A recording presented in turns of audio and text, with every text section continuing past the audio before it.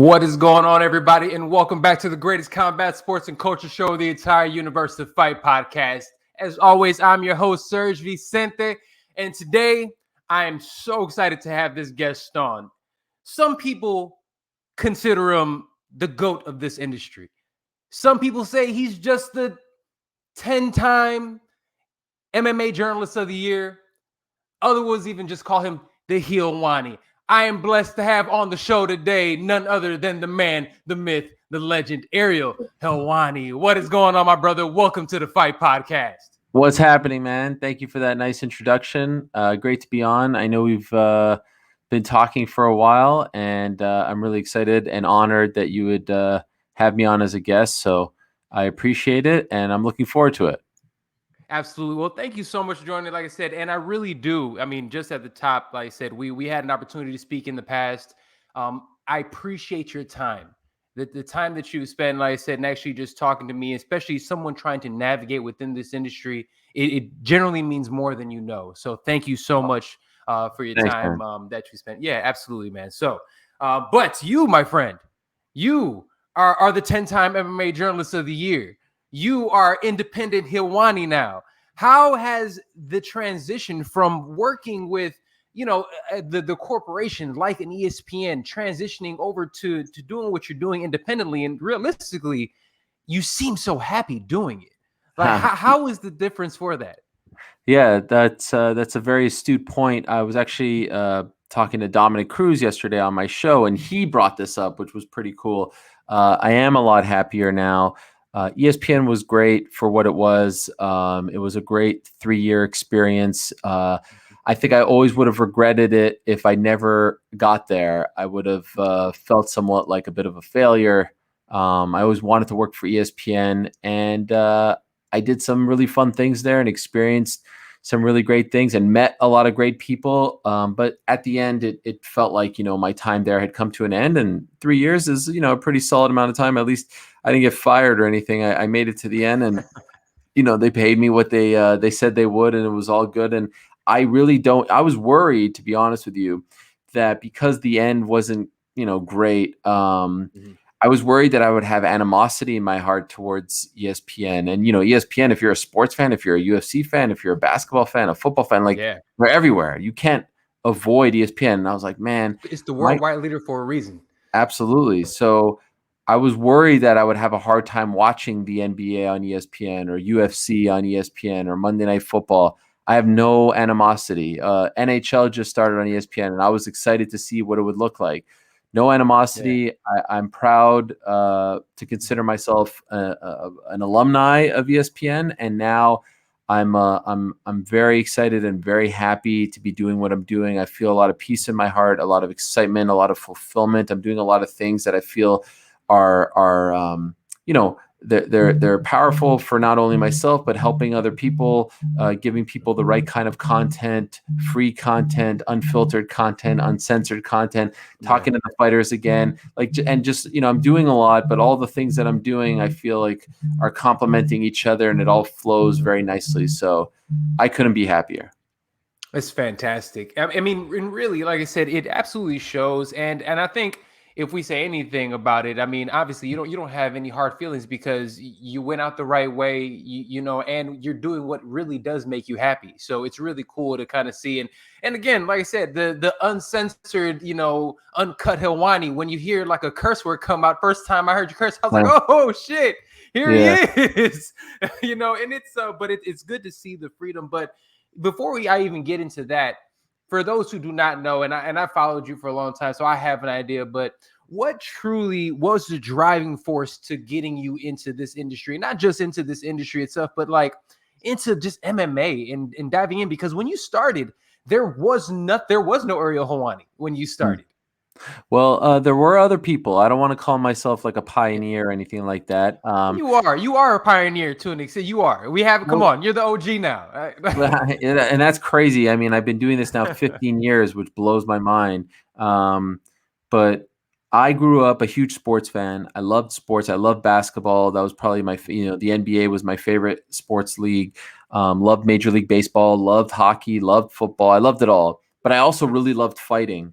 That was something that kind of differentiated me from my brothers. My brothers loved sports, but I loved fighting. I loved big boxing matches. I loved pro wrestling. And I remember stumbling upon this thing called the UFC in 1993. I didn't watch it live. I'm not going to claim that I watched UFC 1 live as an 11-year-old, but my grandparents had one of those boxes where you get, pay-per-views illegally. And so they would replay it over and over again. And one afternoon I was at their house and I stumbled upon Ultimate Fighting Championship, and being a fight fan, I watched it and I was very intrigued. At first I wasn't sure, like, is it real? Is it not? Like, what is this thing? It's crazy. Cage, all this stuff. And I got into it, and then along, my path in life, I really wanted to become a journalist. I remember being in the 9th grade in Montreal and reading Sports Illustrated, and it was an issue where they were breaking down the best schools in America for all kinds of things. And there was a little blurb that stated that Syracuse University was the best school for sports broadcasting. Yeah. And a light went off in my head in the 9th grade. And I was like, oh, I'm going to go to Syracuse and I'm going to learn how to be a sports broadcaster. And this is what I'm going to do in my life. I love sports. I love talking about sports. I remember all kinds of things about sports. Like, this is perfect. And when I got to Syracuse in 2001, 20 years ago, as crazy as that sounds, I was, for the first time in my life, surrounded by a lot of kids who had the same goals and dreams and aspirations as I had. They all wanted to be the next basketball, baseball, football guy. Right. Because I've always liked fighting and I always like to be a little different and go down a different path, that's when I really started to think about doing this, what I'm doing now for a living. So I started my own radio show in college called The Main Event, where I talked about MMA and pro wrestling. And that is really kind of the same show that I'm doing now, all these years later, obviously with way more people watching and listening and better guests. But yeah, that's really how it all started. I just wanted to be different. I loved the fight game. And this is 2001 when the UFC was still relatively young, 8 years old. It just felt like this was, there was an opportunity to do something, potentially meaningful in this sport. And it's funny that you were talking about like the early days of watching MMA. I think a lot of people, because especially now, I'm realizing a lot of fans are like the post Conor McGregor fans, right? Like post Conor McGregor, post Ronda Rousey. I remember waking up in the middle of the night, going downstairs and going to ESPN2 and watching like K1.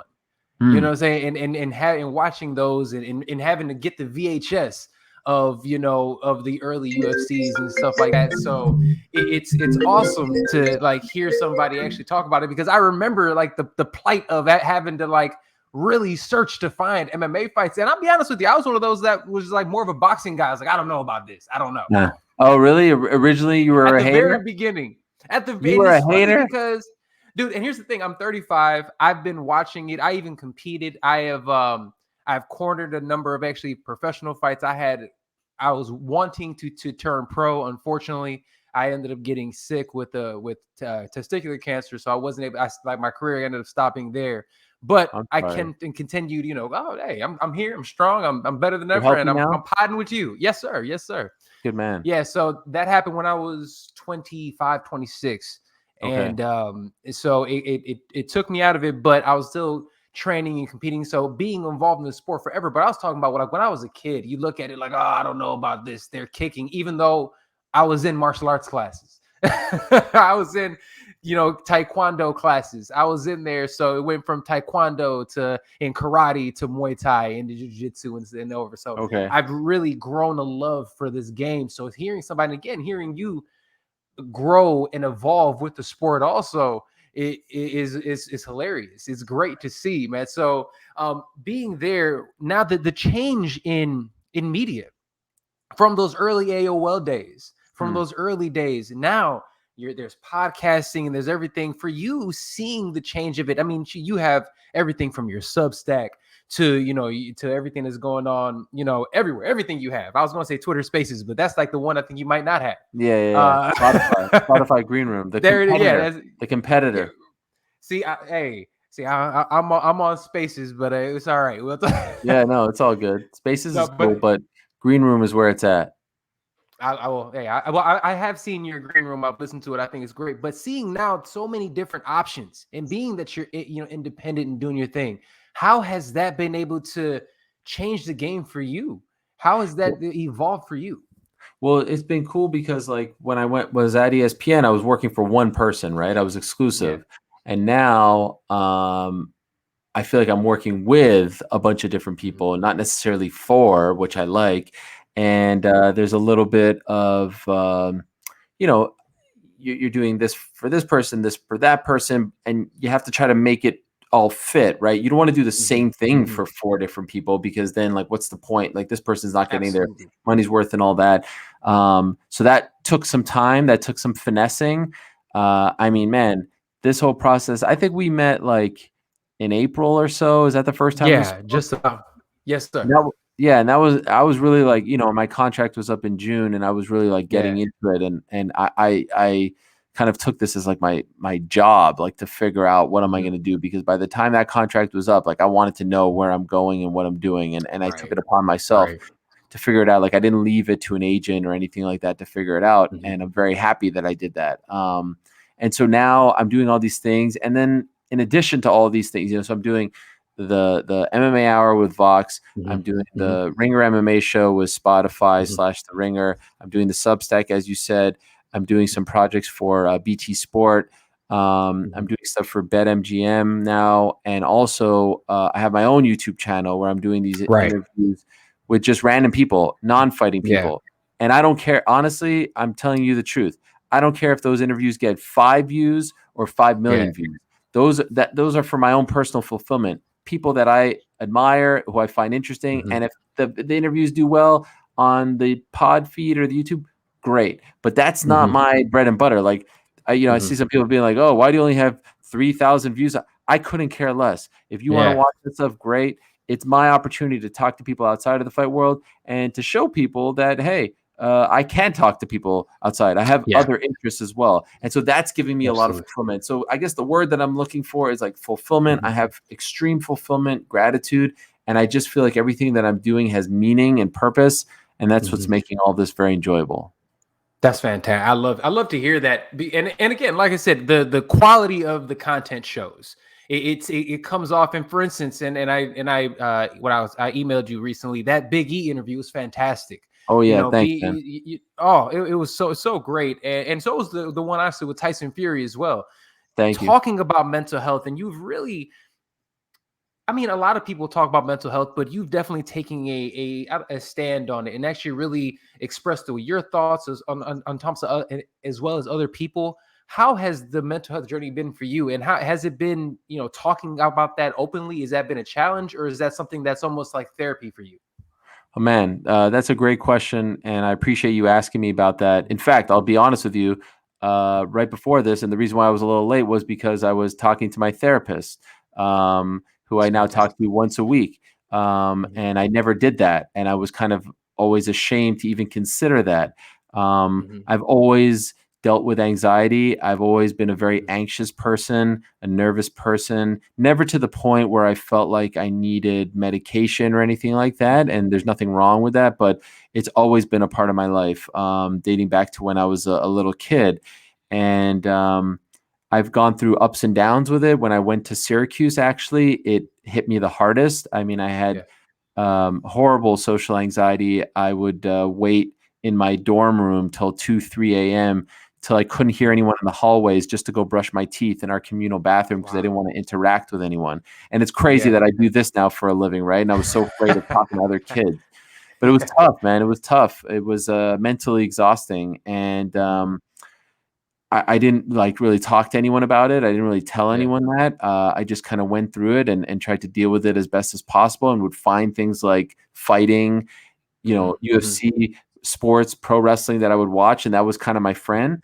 Yeah. And it all kind of came to a head for me in February. Um, I hadn't traveled yet, and I was, home, and there's pandemic, and I'm a bit of a germaphobe, and all this stuff is a little scary. And Absolutely. I still double mask. I don't care what anybody says. yeah, man. You Respect, know? respect. And ESPN asked me to go to Milwaukee to do a basketball game, which should Right. be a very exciting thing. I love Yeah. basketball. Doing that was a dream, and I felt like I said yes Mhm, right mhm. away. I Yeah. felt like I physically couldn't go. Like I felt like I just could not do it. And so I finally reached out to a therapist, and we worked through it. And I needed the help with the therapist, navigating the end of my time at ESPN, and to figure out what would make me happy, what wouldn't, and deal with some of that stuff. And I don't know if I get to this point where I'm talking to you about these things that make me happy without talking to that therapist. And so I'm very thankful. And part of this new chapter, if you want to call it that, in my life was I want to focus on mental health. I want to talk to people about mental health. I want to spotlight it. I want to share their story. I want to talk a little bit about myself. It's not about me. I don't think it's ever been about me, and I don't want it to be about me, but people seem to respond well when I talk a bit about it as well. And so, like today, I posted an interview with a tennis player named Marty Fish, who dealt with his own issues with mental health. And like, I get so much enjoyment and fulfillment out of that as well. So it's going to be a big part of who I am. And I honestly feel, you use the word therapy, like I feel better when I talk about it openly. And so I'm not going to suppress it anymore. And hopefully it can help other people, feel better about themselves too. Absolutely. Well, thank you so much for sharing that. I think it's so important for individuals that people do admire. And again, if anyone says that they have started or are in this game specifically and haven't looked at you or modeled something after you, they'd be lying. Dead ass, they're lying. So I really do appreciate that. And again, somebody like myself that's actually dealt with those type of things, really, hearing that also just makes you feel a lot better. Like, okay, I'm not the only one going through this shit. And it really is fantastic. So thank you so much for sharing that. Now I do have to ask you about this, because there has been, some spicy talk out there. There's been the rise of the Helwani.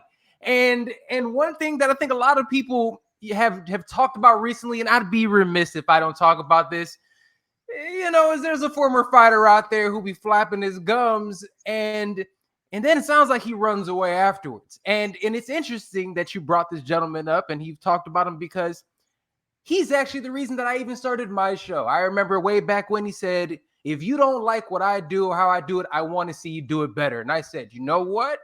I'm going to. And I started doing this show ever since then. Yeah, literally. Crazy. That's crazy. Yes. And it was literally that moment. And I was like, yo, this is just nonsense. So the reason I say that is, can you talk a little bit about, for instance, like the culture of not just MMA and the culture of the media, and again, why it was so important for the rise of the Helwani to shut down these jabronis? Well, listen, I've had to eat a lot of crap over the course of my career. The media has had to eat a lot of crap, and I've never been a hater, and I've never been one who felt like I needed to elevate myself off other people's backs. People like to say I'm an instigator. I still maintain that's not true. Like, just because I ask people questions about their career, that isn't me kissing their ass or bowing down to them, doesn't mean I'm an instigator. It doesn't mean that I'm trying to stir the pot. I mean, I just feel like, hey, you got a chance to talk to someone, you might as well ask them the most relevant questions. And sometimes those questions are going to be a little bit uncomfortable. Like, I'll be honest, I don't really feel like talking about Brendan Schaub right now, but you asked me a question, and so I'm going to answer it. And that's. And I appreciate you. I do. Yeah. And honestly, I knew that wasn't going to be, but I'd be remiss if I didn't. No, listen, you got to do your job. The point is, I feel like people who try to, get over by putting other people down, when they make it personal, when they look, as I said a million times now, you want to talk about me being a bad journalist, a bad host, a bad interviewer, I'm a bad writer, that's fine. And not everyone's going to like you. But when you start talking about personal things, jobs, how you are behind the scenes, working with other people, things like that, and when you don't know, it really aggravates me. And it's not just about me, it's like about other people as well. And so I just kind of felt like enough was enough. And, I hear a lot of people talking about the media and, you haven't fought and you haven't done this and you guys are hacks and all this. And it's like, man, MMA media gets so much crap. Meanwhile, we're the only ones out there shining a spotlight. And I'm not saying we're perfect, but hey, the dudes who cover the White House, not all of them ran for president. And the guys who are movie critics, not all of them made movies, right? And the guys who are restaurant critics, not all of them own restaurants. In fact, the majority of them didn't own restaurants. Just because, you didn't walk into a cage and fight, it doesn't mean that you can't speak about fighting. And I would also say, with regarding to myself, when have I ever been the guy to break down fights like analytically, right? Like X's and O's wise. Like I've never been that guy. I'm the guy who asks questions and talks about personalities and storylines and upbringings and journeys and why you should do this and that. Like I'm not the guy who's going to sit there on a Monday and be like, well, let me tell you about how Alex Volkanovski got out of that choke. That's not me. It's never been me. I've never pretended to be that. And there's some people that do that fantastic. Some people absolutely do that. Yeah. Absolutely. Dan Hardy is one of my favorite doing that. Absolutely. Those guys are great. And they are the ones that you should listen to because they have done it. But I have a degree from Syracuse University that says I could be a broadcast journalist. And it didn't say when they handed me that degree, they didn't say, well, you can only talk about this. You can only talk about that. So this idea 15 years into my career that people are questioning whether or not I could talk about this is like, have we gone back in time? Is this some sort of bizarre world? And I would say that about someone who's done it 15 years and someone who's done it 1 year, a kid coming up, like all media should be accepted. All media should be included because let me tell you, I just came from the mainstream and they don't know anything about MMA and they don't love MMA. I mean, obviously there's pockets of people, but like we're the ones shining a light on Paddy Pimblett and then everyone finds out about him. And like we're the ones talking about him when he's in Cage Warriors and all that. So I don't know. I think this is all nonsense. And I guess I just got tired of taking the high road all the time. People don't realize I could be just as petty as everyone else. And so you're now seeing Petty Wani. That's who I am. I love it. And, there we go. Petty Wani. Petty Wani. There's a lot of monikers. Petty Wani, Thug Nose, Heel Wani. I mean, we could go on and on. Yo, the Heel Wani with the merch is awesome. Thank you. Yo, that is so cool. I'm loving it. I'm definitely gonna grab one of those. Before we get you out of here, last thing. Again, thank you so much for being gracious with your time today. I really do appreciate it. Can I just say one thing? And before of course. I just want to make clear that I have never correct me. If you feel otherwise. Yeah. Like, let's say we're talking about Fighter and the Kid or anyone else. Like I've never been the one to throw the first stone. Now I'm talking about like fighters. And this guy should do this and this about their career. But in terms of media, I actually hate media beefs. Like when I see it from other people, I think it's a bad look. And so I know there are people who like those guys and I know there are people who don't and all that. I have never partaked in any of that. Like I don't.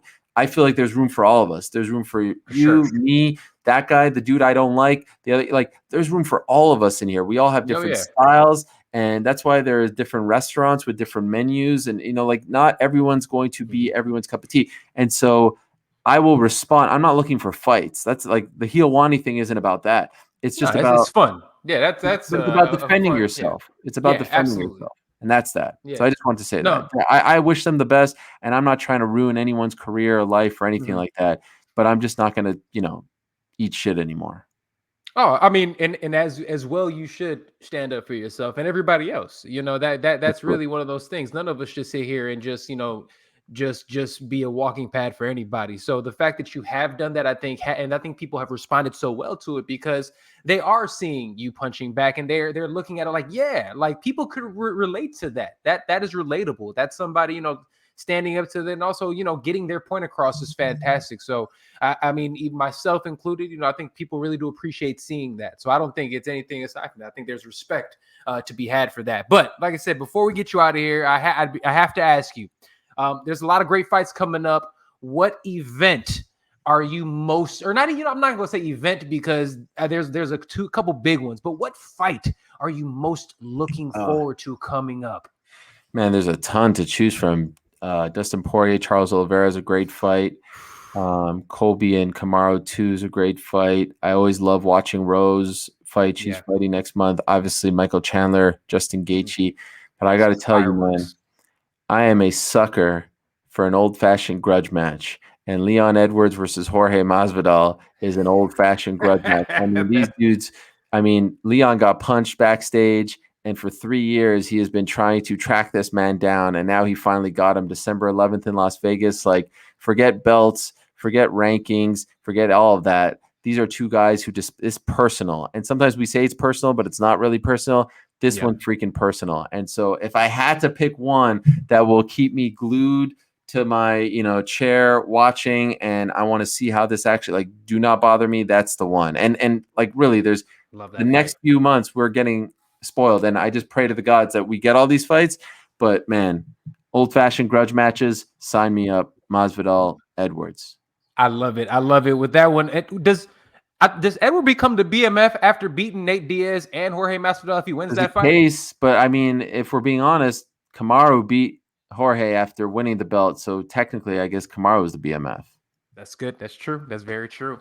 Well, Ariel, thank you so much for your time today, man. I truly do appreciate it. Like I said at the top, you're somebody that I've admired, and I really appreciate your time and the time that you spent talking to me, throughout the last few months, man. So much continued success. I Thank hope we you. get a chance to do this again. Absolutely. Thank you very much. Continued success. I didn't know about your health issues in the past, and I'm very happy to hear that you're doing okay. And I wish you Thank you, sir. continued health and success, and keep doing your thing. Keep doing things your own way in your own style. Yes, sir. Being authentic to yourself, and I'm sure that great things are going to continue to happen to you. So thank you for having me, and we'll do it again soon. Yes, sir. Thank you so much for your time. And ladies and gentlemen, Helwani, Ariel Helwani. Thank you, sir. All right, everybody. This has been episode 314 of the greatest combat sports and culture show in the entire universe, the Fight Podcast. That was our conversation with Ariel Helwani. I appreciate his time so much. He is he really, over the last few months, he's talked to me off and on. And for him to grace us with his time today, answer some great questions about mental health and his beefs and other things has been fantastic. So with that being said, this has been episode 314 of the greatest combat sports and culture show of the entire universe, the Fight Podcast. I'm your host, SERG VICENTE. Make sure we listen to the Fight Podcast everywhere podcasting is available. Google, Spotify, Stitcher, SoundCloud, Apple. Check us out at thefightpodcast.com. Listen, like, subscribe, and share. We'll see y'all next time right here on the Fight Podcast. Love you guys. Peace.